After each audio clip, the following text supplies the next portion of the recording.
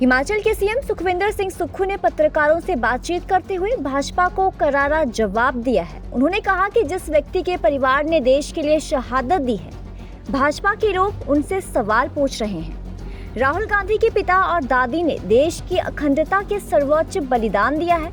भाजपा के लोगों को इतिहास का ज्ञान नहीं है तो उन्हें पढ़ना चाहिए।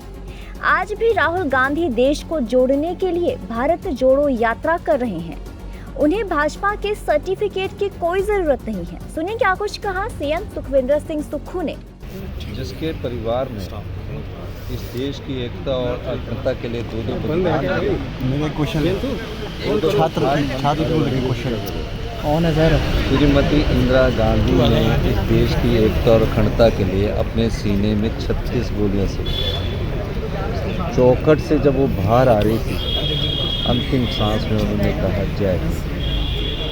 राजीव गांधी भी देश के प्रधानमंत्री नहीं बनना चाहते थे, पायलट थे। कांग्रेस जनों ने जब मांग की, वो देश की सेवा में आ गया। उन्हें क्या पता था कि 5 साल बाद आतंकवादी उन्हें बम से उड़ा देंगे। सिर कहीं और गिरा, धड़ कहीं और गिरा। एक पुत्र ने पिता को खोया, एक पुत्री ने पिता को खोया, दादी को खोया।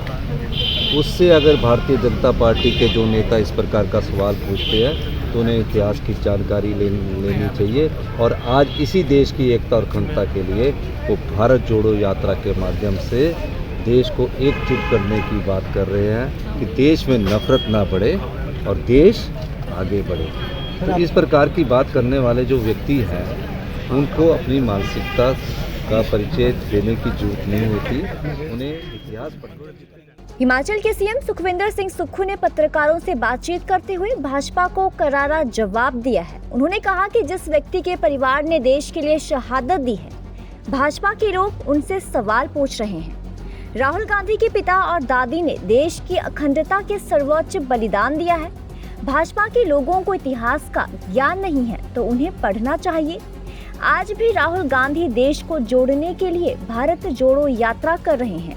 उन्हें भाजपा के सर्टिफिकेट की कोई जरूरत नहीं है। सुनिए क्या कुछ कहा सीएम सुखविंदर सिंह सुक्खू ने। जिसके परिवार में इस देश की एकता और अखंडता के लिए दो मेरे क्वेश्चन छात्र क्वेश्चन कौन है सर? श्रीमती इंदिरा गांधी ने इस देश की एकता और अखंडता के लिए अपने सीने में 36 गोलियां से चौखट से जब वो बाहर आ रही थी, अंतिम सांस में उन्होंने कहा जय हिंद। राजीव गांधी भी देश के प्रधानमंत्री नहीं बनना चाहते थे, पायलट थे। कांग्रेस जनों ने जब मांग की, वो देश की सेवा में आ गया। उन्हें क्या पता था कि 5 साल बाद आतंकवादी उन्हें बम से उड़ा देंगे। सिर कहीं और गिरा, धड़ कहीं और गिरा। एक पुत्र ने पिता को खोया, एक पुत्री ने पिता को खोया, दादी को खोया। उससे अगर भारतीय जनता पार्टी के जो नेता इस प्रकार का सवाल पूछते हैं तो उन्हें इतिहास की जानकारी लेनी चाहिए। और आज इसी देश की एकता और अखंडता के लिए वो भारत जोड़ो यात्रा के माध्यम से देश को एकजुट करने की बात कर रहे हैं कि देश में नफरत ना बढ़े और देश आगे बढ़े। तो इस प्रकार की बात करने वाले जो व्यक्ति हैं, उनको अपनी मानसिकता का परिचय देने की जरूरत नहीं होती, उन्हें इतिहास पढ़ना।